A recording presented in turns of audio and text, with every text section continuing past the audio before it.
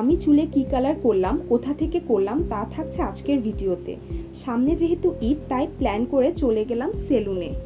আজ যেহেতু সেলুনে যাব, তাই সকাল সকাল ঘুম থেকে উঠে গেলাম, তা চেহারা দেখেই বোঝা যাচ্ছে। এরপর নিজেকে একটু রেডি করে নিলাম।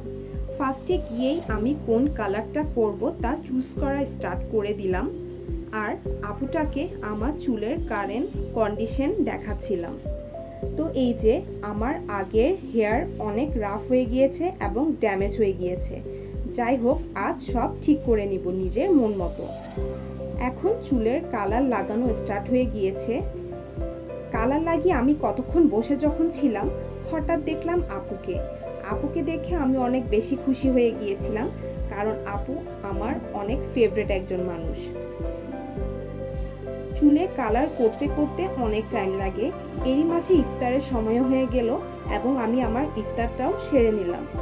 সবাই জানেন কালার অনেক ধৈর্যের ব্যাপার, তাই আমি অনেক ধৈর্য নিয়ে বসেছিলাম কখন যে কালারটা আসবে তাও ওয়েট করছিলাম, যেহেতু নিজের কালারের কথা।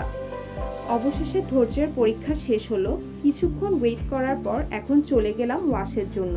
ওনারা যে শ্যাম্পু কন্ডিশনার দিল তা এত স্মুথ, তা হেয়ার ওয়াশ করার পর বুঝতে পারলাম। আমার হেয়ারের শাইনিং দেখে, কালারটা দেখে আমার এত ভালো লাগছিল যা বলার বাইরে।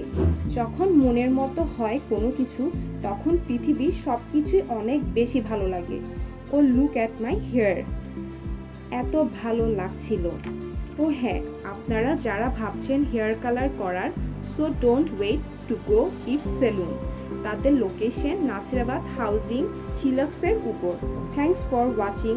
দেখা হবে পরে অন্য কোনো ভিডিওতে। আল্লাহ হাফেজ।